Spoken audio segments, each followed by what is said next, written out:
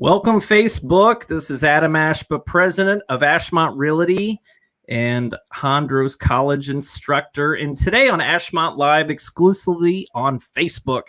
Well, happy Wednesday, everybody. It's raining really hard here in Columbus, Ohio, but we're halfway through the week. And we have a really special guest today. This is something I've wanted to cover for a while, and that's about appraisals. And we have Heather Nobles on, who's a licensed appraiser. And she's going to go over, because obviously everyone that owns a home has $1 million question. That is, how much is my home worth? So we're going to cover from a realtor's perspective primarily, but about how they go about appraising homes. So stay with us. We're going to cover the home appraisal process with Heather Nobles right after this.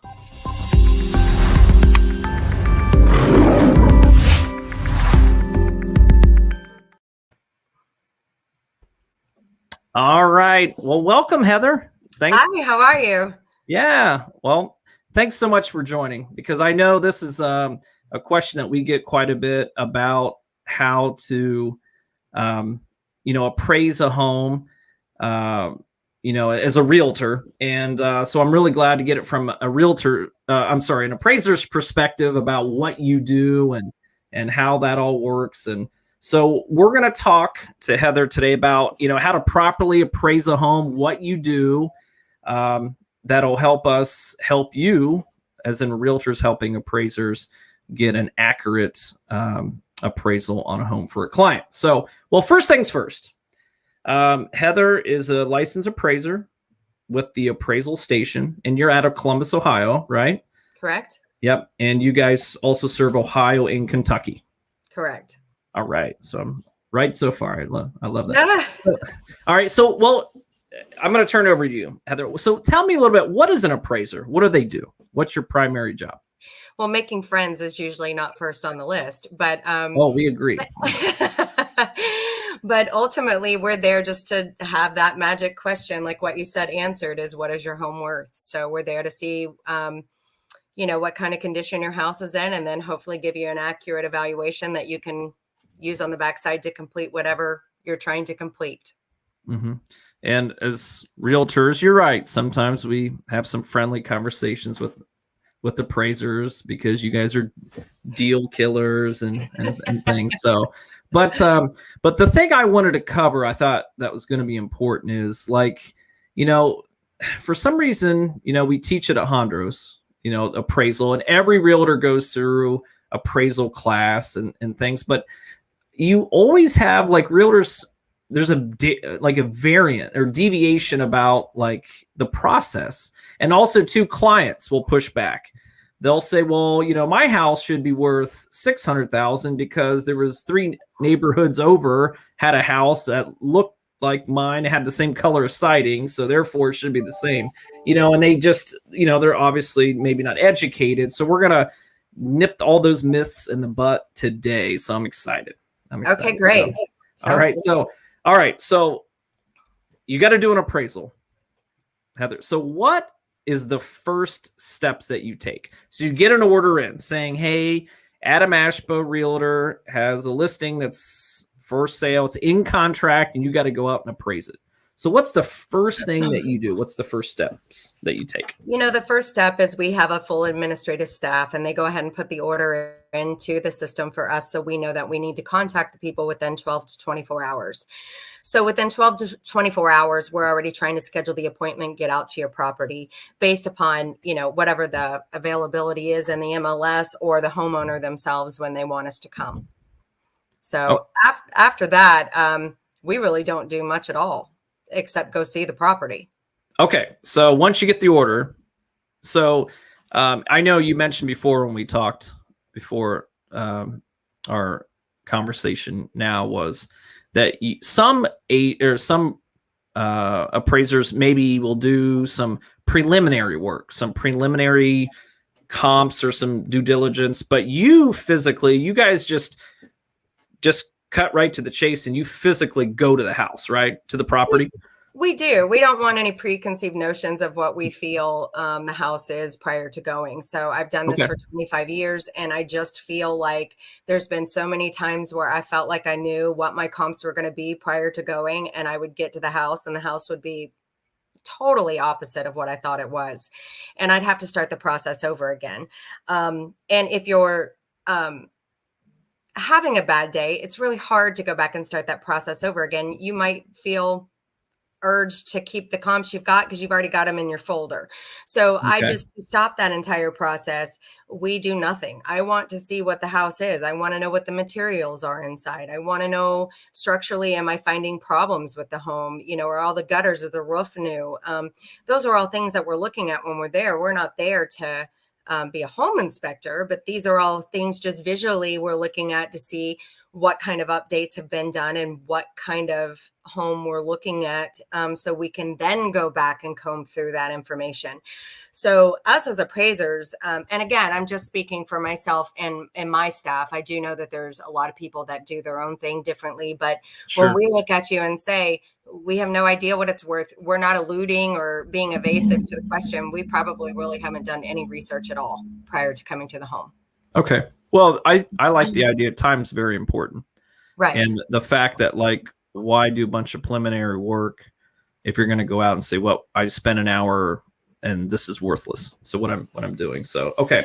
So you go out to the house and you take pictures, obviously, to use for your report, and you walk the property inside and out just to, and again, you guys don't, now, I guess it depends. Some, appraisals are more intrusive, right? Is that the right word? Than Sure. others, such as if it's a non-conventional loan like an FHA or VA, you're going to be there's guidelines that the government requires you to be a little bit more due diligent, like get down in the dirt, so to speak. More, is that right?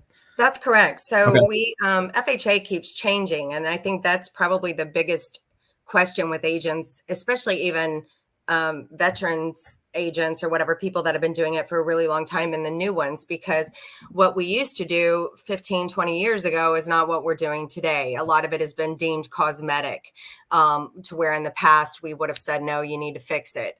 So now their big thing with FHA truly is just health and safety. So any steps, it's kind of a rule of thumb, anything over 3 steps, you need a handrail.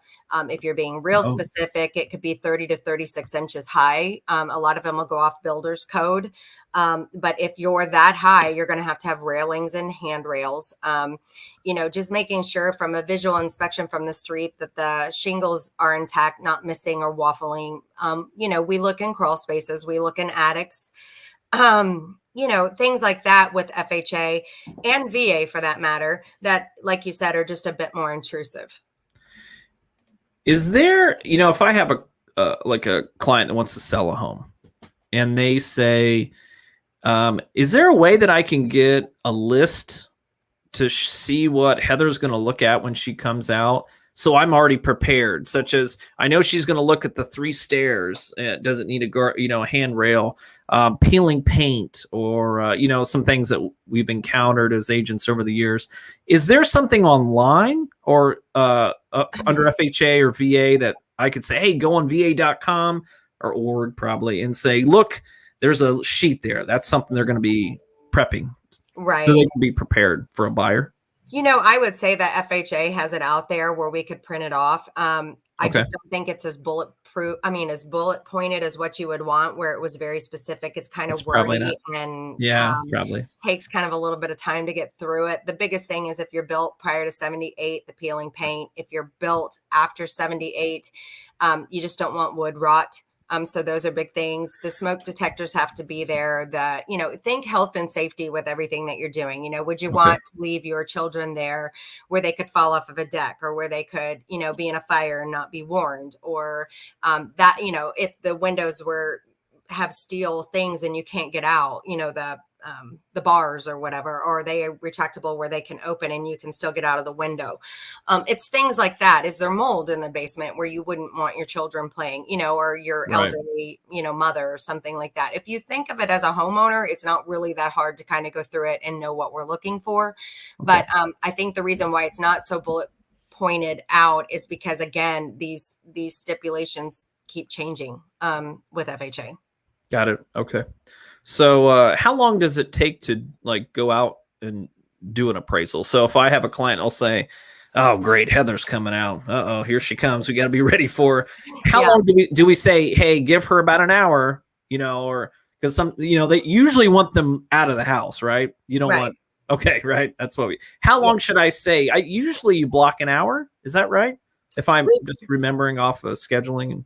We do. And usually we block that hour and say we'll be there somewhere within that hour time frame as our rule of thumb. So, because you never know if the house before had something weird that took us longer to measure, or something popped up. So, or traffic getting to the next house. Once we get to the physical house, it's not a long process. We're not home inspectors. So maybe 30 minutes, something like that. So that's probably an average time, 30 minutes once we get there.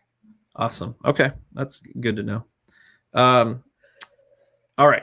So you got all your physical stuff. You went out, you got all your physical stuff. So you're heading back to the office, right? Pre-COVID, maybe it's now home, right? Right. What's the office, right?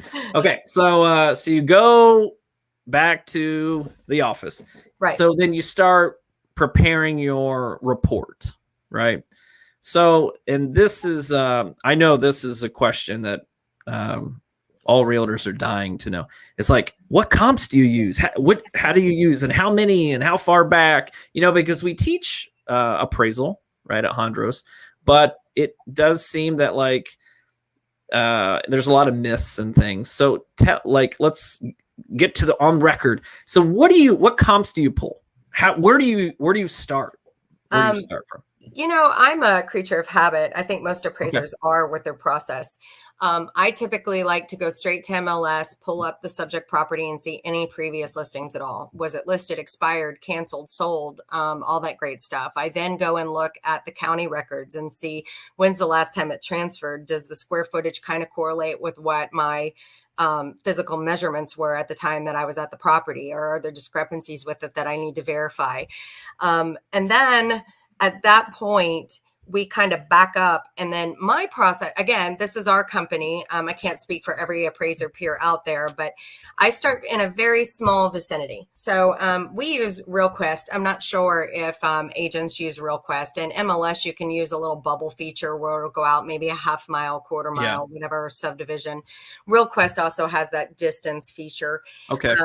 And we kind of look at everything close to us. So in doing so, what immediately is going on in your market. So these are the ones that are kind of distressed. These may be the ones that, are upper end. They have all the rehab, all the remodel. And you kind of need to come up with the story. So if you're overlooking 20 sales to use yours, you better have a good excuse why. Right. Because as a reviewer, as an appraiser, I can come in and say, why did you go 2 miles away when there's 40 comps within a half a mile? So you have to have either a truly complex property or an extreme reason why. And just telling me it's the best in the neighborhood is scary in itself, because you don't want to be deemed as being an over improvement. So you need to make sure that the immediate market that you're in can still support everything that's going on with that particular property. So my process is start small, and then I go bigger and bigger and bigger until I find what I want. And then I start over again with my actives. Okay, are we declining? And I go 12 months back, within 25% square footage is what I'm looking for. I want the same style home if possible. So I start off with the perfect thing. I want the exact house I'm looking for. And then as I can't find it, I start changing those dynamics and going further out to see what I find. Anything I'm overlooking, I better have a good excuse why. So just because everything with property is location, location, location. Right. So don't forget that. It has nothing to do with how clean your house is. If the updates are there, I don't care if you're cleaning your house. I appraise it as if you don't live there. So you don't have to clean your house.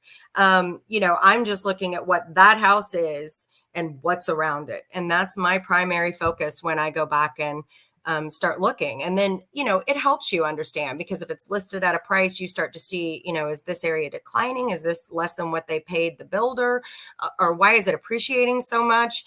So you start to get that snapshot of what's going on right there in that market. And then you can come up with your story is how it is. And it has to be bulletproof as an appraiser.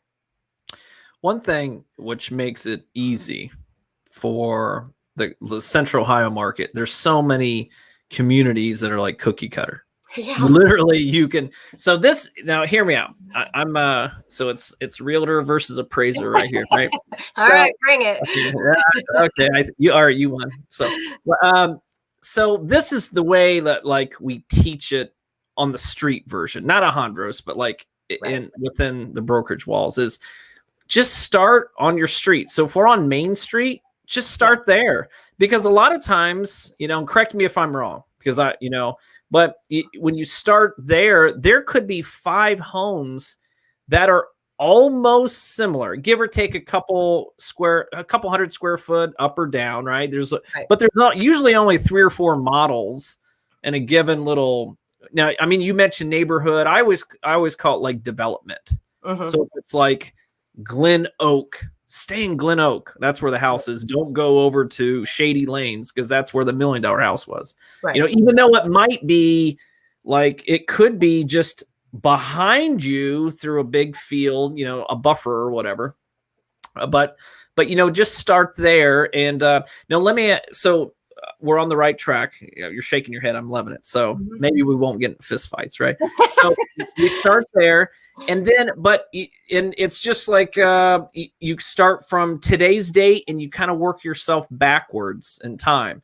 So if you had 5 properties that sold the last month, those are probably comps that you're going to be using, right, Heather? I mean, or looking at them to see why we're not using them, but definitely looking at them.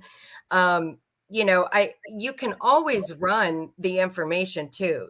You can run a subdivision or development, as you say, and then run a different development and catch a median price and know if one subdivision is selling higher than the other and adjust out for it. You can just quickly look at it. Yeah. So you can do that with school districts and everything. And there are some territories where you're just, across the street is a different school district. That's true. So all of that stuff goes into play. And so even though the 5 are the closest, those are the things we're looking at. Is it directly in the subdivision? What is the condition of the property? Are the photos showing things that I just saw in this house? Are the comments that you realtors are putting on there and the agents, are they telling me, great maintained, so it hasn't been touched since 1970? Or are they telling me needs tender loving care or as is or estate? Are they telling me complete remodel?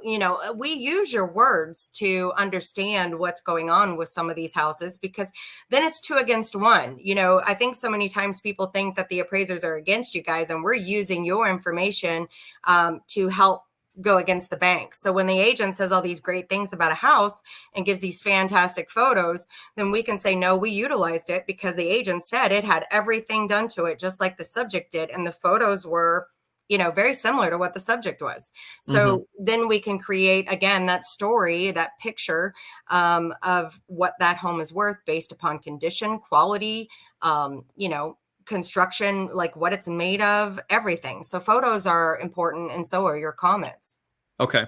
Yeah. Okay. So that's interesting. So I think and we're going to jump into that right after this section about things that we can do to help appraisers. Okay. And but because I think it's important that we talked about things that we do that hurt you, and then things that we do that could help, right? Yeah. So we'll end on a positive note about how we can help you. So once you get your best 3, is that all? I mean, is there ever a situation where you need more than 3 for Freddie, Fannie? I don't think I could tell you the last time I only used 3 comps. You pulled more than 3. Most of my reports have 4 to 6. Really? Oh, okay. Okay. Is that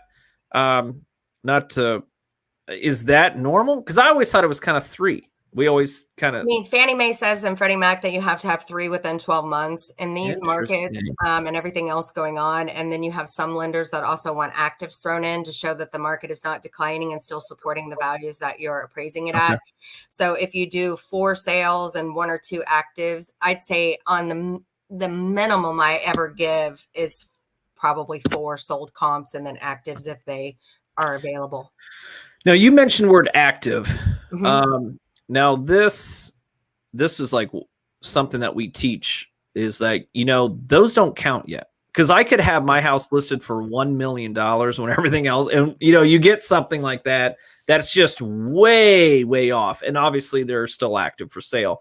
Right. Do you, is it just to support a higher contract price to say, hey, listen, I know this contract is higher than things that have sold recently, but look at these other sales. These homes will be sold as long as it's not too off, too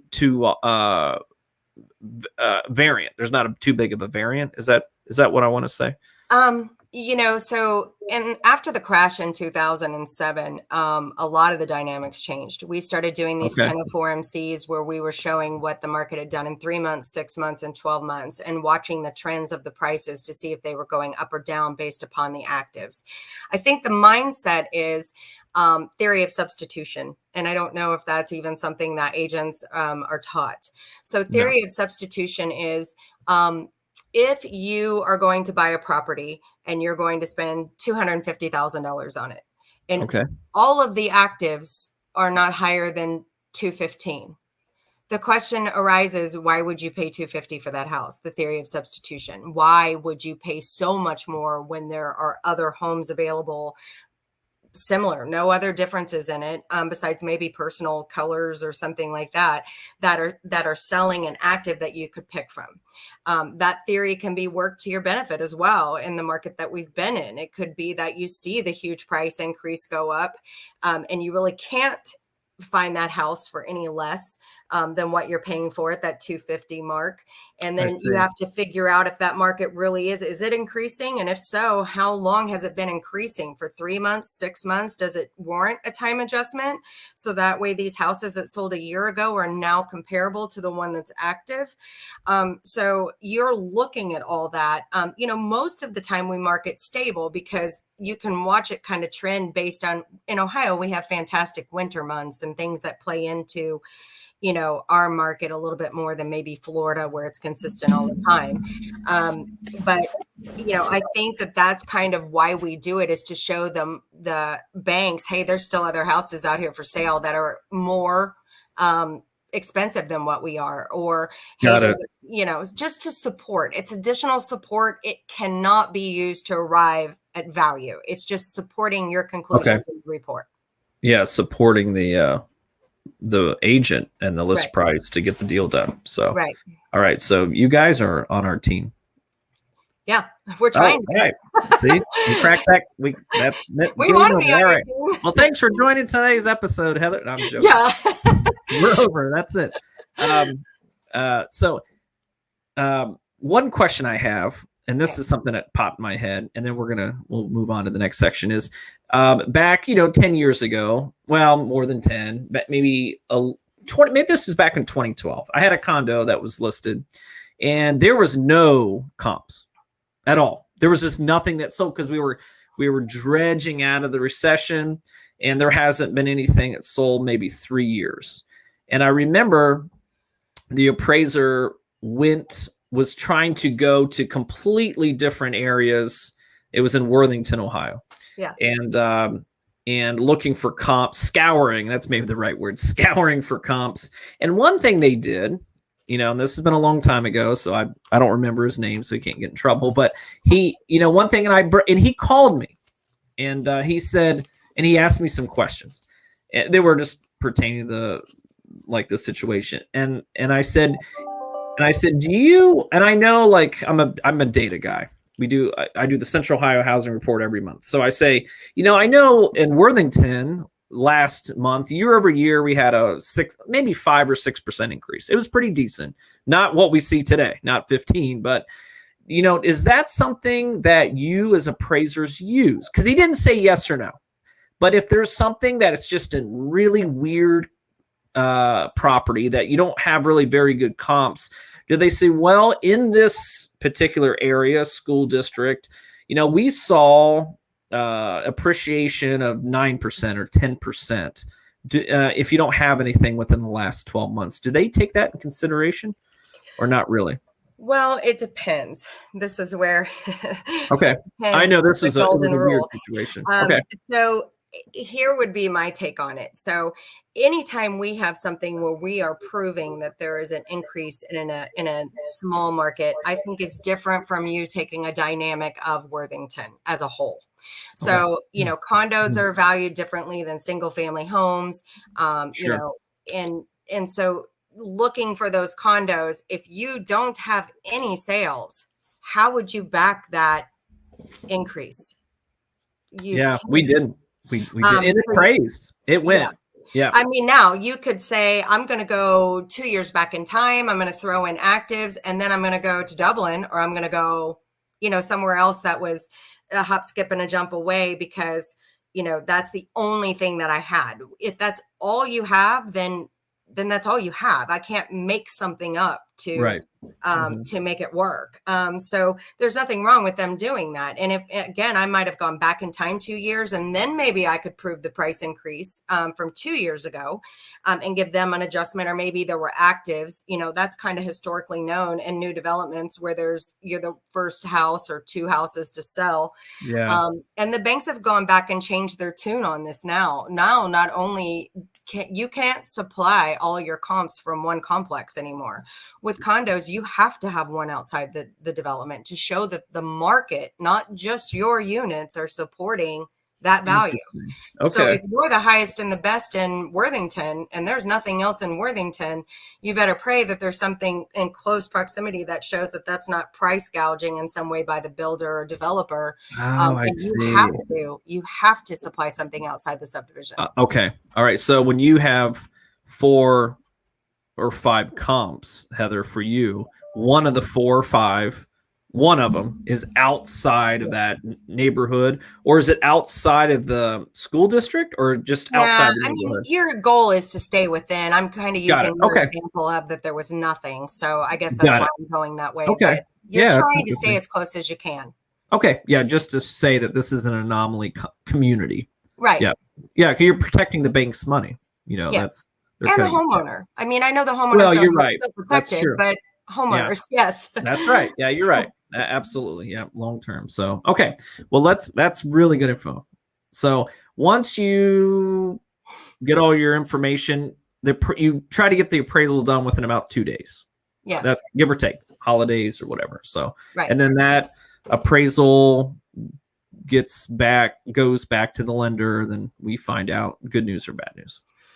Yes, it routes through that AMC. So I think that's a little bit of the drag time as well. Everybody wants these appraisals so fast, and they don't realize that the red tape that they put up is part of the delay. I think the average turn time that Fannie Mae is quoting now from an appraisal from start to finish is 17 days. I've heard 17 and a half. And that's not really fair, because our turn time is about 7. By the time you get the order. Yes. But by the time the AMC orders it, we accept the order, there's lag there. And then they make us go back and dot our I's, or maybe they want a specific format that's not even UAD compliant. Whatever they need, we go back and change it. That delays the file again. So, you've got this bouncing back and forth of the file before it ever even reaches the lender again. And I think appraisers are the ones that are getting the slack for we're taking forever. Right. Kind of the red tape. It's kind of the red tape. Yeah. Yeah. What Heather's talking about is, the whole predatory lending issue that we had 15 years ago, probably now, is that, people, there's a lot of layers and buffers. So we're not, because before you could literally have conversations with Heather and maybe induce her to appraise a property a certain level, which then caused the issues that we had. Just one of the small causes, I guess. So, okay. All right. So let's go negative. Let's talk some negative talk here. So big mistakes that realtors make on appraisal reviews, things that we do that don't help you at all. That you Okay. could say, hey, you gotta help, guys. Come on, help me out here. Okay. What can we do to help you? To help us, I think, would be filling out MLS in its entirety, giving us as much information as you can and not putting it in wrong or using a previous listings information, assuming that your peer did it correct. I think the MLS even charges you if you guys make a mistake or something. I've heard from other They agents. can. They'll send us nasty emails. Nasty emails. Okay. Yeah. Yeah. So we're not thorough. So a mistake we make a lot of times, we're just not thorough on, is it the listing? So the listing that we have that you're appraising, you want to make sure that we're thorough. Yes, And we're not doing that. Okay. Right. It helps on the backside when you're giving us all those dynamics and you understand what square footage counts and what doesn't. Don't tell the homeowner that they're buying 2,000 square foot of home when 500 square foot of it is not heated and it's a sunroom, because you can't count that. It has to be a permanent heat source. So, those are the things that start conflict because people buy it under the misconception of they're buying so much square footage and then we come in and say, you don't have that much square footage. And then we're fighting with them on that. And I do know that occasionally you guys will include the lower level or something, you're not helping the appraisal process in any way, because we're going to figure it out with measurement and getting it anyway. It just kind of misleads your buyer, I think, with what they're purchasing. So just trying to get that MLS with as many photos as you can have, with the comments that you can explain the terms of the sale. It was priced for quick sale. It was well maintained. We've learned your lingo, but when you give us those things, we're able to then say, okay, this is just like my house that I just saw with the pink bathtub still. So I want this house because I think it's very comparable and doesn't have all the upgrades that this one has. And we can extract that very quickly and easy when those MLSs are filled out the way they're supposed to be. Did you have something to add? Well, I was gonna chime in. So a mistake, and I hate this. It's happened. It doesn't happen a lot, but sometimes you'll get where you have a bedroom that it's not an egress, right? It's just a bedroom in the basement, and they'll say, oh, it's a 3-bedroom, and it's really a 2-bedroom condo, and then they'll say, well, it's a 3, and then you have your buyer come out and they'll say, wait a minute, this is a 2. Oh, it's in the basement. I'm not gonna shove my 10-year-old in the basement where mom and dad's upstairs. So, so that obviously that's inaccurate information. Now, what happens if it is has an egress window and it's heated and it's a nice, not a walkout basement, but your traditional Ohio? Can that be counted as a bedroom? It can, but it's below grade. So many times I get a phone call that says you missed the entire lower level or didn't give me any credit for the basement. So there's a line on the grid that says the square footage, which is above grade. The very next line is the square footage that is below grade, which would be your basement. And the very next line would be rooms. So if you've got bedrooms and baths and a theater room or whatever down in that basement, you're still allocated money for the square footage of the basement and the finishing of it. It's just not in the square footage that they want, because again, that's that misconstrued conception of, well, I have 4,000 square foot, not 2. No, you have 2,000 square foot with a walkout basement. Below grade, but they're still getting credit for it. They do. It just confuses them because they don't know where to find that information. Got it. Yeah, so they're only looking at the top line instead of the bottom. Okay. Right. All right. Any other mistakes you see, dumb mistakes that we make all the time that we need to correct? Gosh, way to There's got to be a lot. Wow, we're going to be. We do have time constraints here. I would say the biggest setback is when you guys want to prove your value, do not use cost per square foot.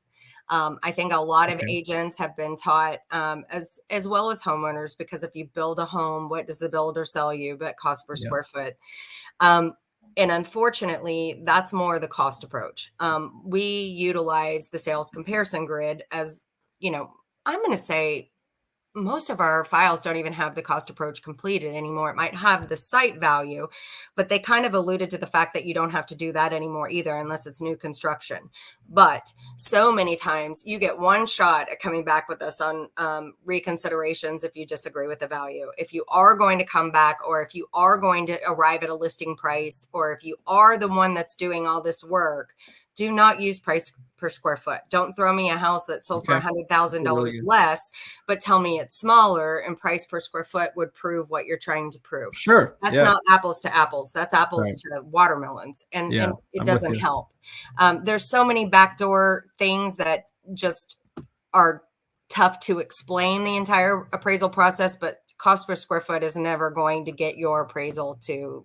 That's a really good, that's a good info. How long, so if I wanted to contest it, how long does that take? If you say, hey, I don't believe this. I got all my comps right here. I'm going to contest this. How long is it? Because obviously that's going to delay the process. Right. Is that another week or two or? Probably another week. And I'll tell you why. Again, it's the red tape we spoke about previously. Sure. So ultimately what they want to do is call my office first upset. With the red tape, they need to know that it has to route through the bank. So they say that it's not that we can't talk to you. We can talk to you about anything you want except for value.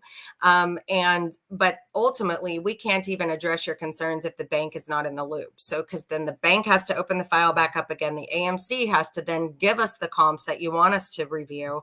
Then we have to review it and type a whole addendum so everybody explains and understands why they could be used or why they couldn't be used.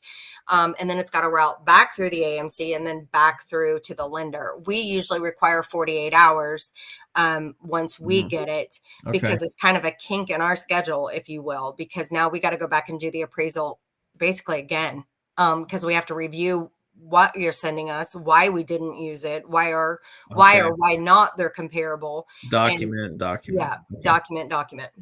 All right. So a week is I'd say a week.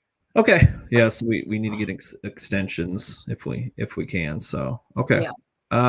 All right. Well, last question, and we'll leave this on a good note. How can we help you? I mean, at any level. And you mentioned earlier, I know one that I love is not to take the words out of your mouth, Heather, but like put information on the table. Because I don't think a lot of agents, and I wouldn't do that. I think I would be insulting your expertise by doing that. But yeah, what are some things we can do to help you make your life better? That the biggest thing is that we want to know what's been done to the property in the last 3 years, very specific updates. So if anything has been done to that property in the last 3 years with the amount that they have done to the property, you're more than able to leave that information for the appraiser on the counter. Some appraisers get offended if there's comps there. Most of us don't. It doesn't mean that we're going to use your comps, but at least we know the mindset that you were at whenever you arrived at this list price.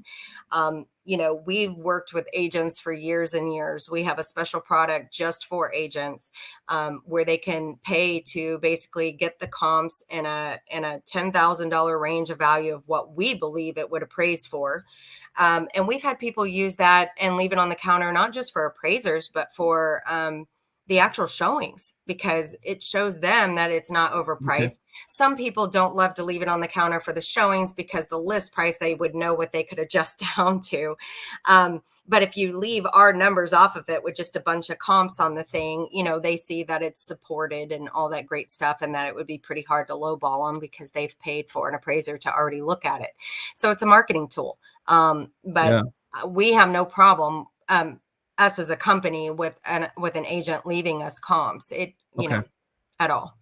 So if we want to leave you like, hey, this is what because you get that from, have a listing coming up and the seller email me and say, hey, now I already know, but just fine. They listed it, like send me an email of, we put the new furnace in yesterday and no roof 2 years ago. So how do you want us to prepare that for you? Do you want us to literally just type it up on a Word doc, handwritten note, and put it next to some milk and cookies, say, here, appraiser, like Santa Claus? Okay. Like how do we get it to, if we lay it on the counter, will you look for it and just put, hey, appraiser, check this out? Or, that easy? I mean, yes. I typically look. I'll even look at your brochures a lot of times if they're out, and maybe take one with me for my work file. I don't know that all appraisers do that, but I do. You also get notified who's inspecting your property, and I'm pretty sure there's an email address that's attached to that. You could also email it. Yep. And it doesn't matter if it's handwritten or anything. We're just trying to figure it out, and we keep it in the work file. So that way it's not just our opinion. What if they just replaced all the countertops, but we don't have any idea. Yeah, it looks nice, but we don't know they just sunk $6,000 into it. Gotcha. It's nice to know those improvements, and it's a little bit more detailed than what the MLS is typically. You guys might say totally remodeled. Okay, totally remodeled with what?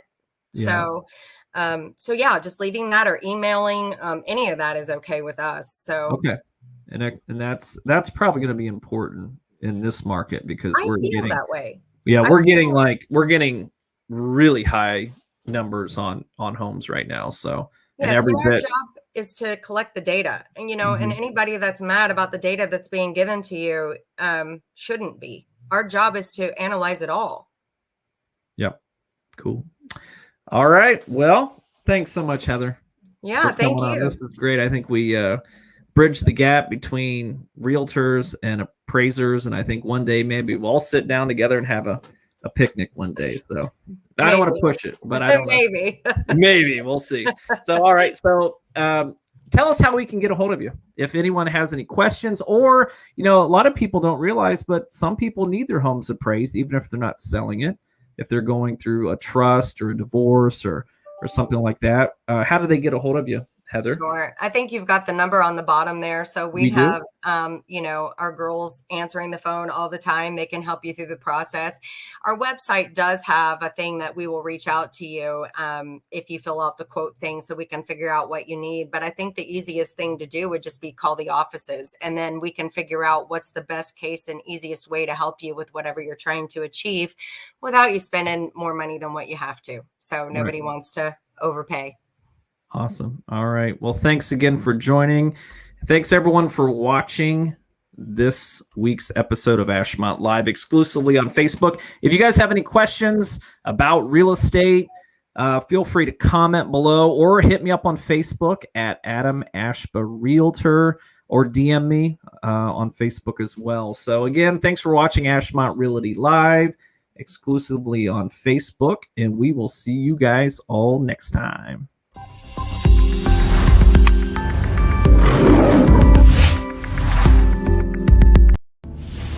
Thanks for watching my good buddy Adam Ashba. Make sure you like and subscribe. If you don't, I'll be back.